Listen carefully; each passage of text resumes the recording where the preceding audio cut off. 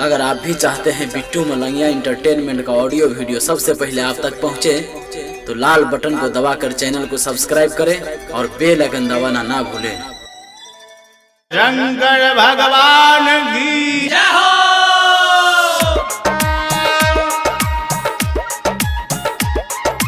साक्षी recording studio भपटिया।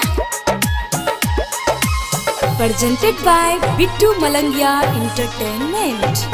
कैसे तू जैबो बम हो थाकल बाटे का दम हो, कैसे तू जैबो बम हो थाकल बाटे का दम हो, अपने बदला दी चली कौन पथ पर हम दूर आइब बाबा हो रात पर, हम मिले आइब बाबा हो रात पर। कैसे के जैबो बम हो थाकल बाटे का दम हो, कैसे के जैबो बम हो थाकल बाटे का दम हो, अपने बदला दी चली कौन पथ पर हम दूर आइब बाबा हो रात पर, हम मिले आइब बाबा हो रात पर। Sakshi recording studio भपटिया।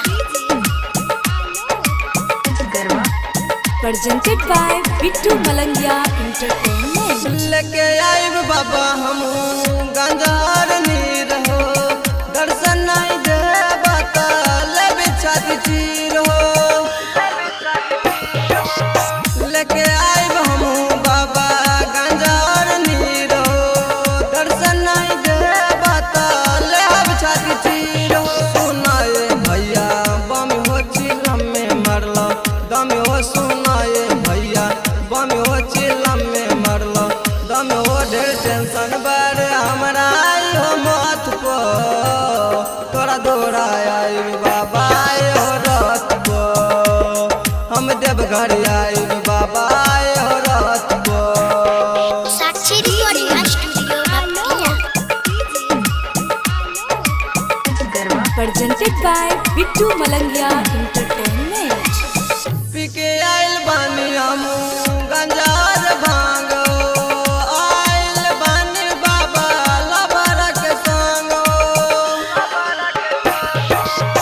पीके आइल बानी हम गंजार भांगो, आइल बानी बाबा लबरा के संगो। कुंदन बाटे बम हो सस्ती के नइके दम हो, कुंदन बाटे बम हो सस्ती के नइके दम हो, ले बानी तीस जलवा अपना हाथ पर तोरा दौड़ा आई बाबा हो रात पर, हम मिले आई बाबा हो रात पर। कैसे तू जेबो बम हो थाकल बाटे का दम हो, कैसे तू जेबो बम हो थाकल बाटे का दम हो, अपने बदला दी चली कन पथ पर तोरा दौड़ा आई बाबा हो।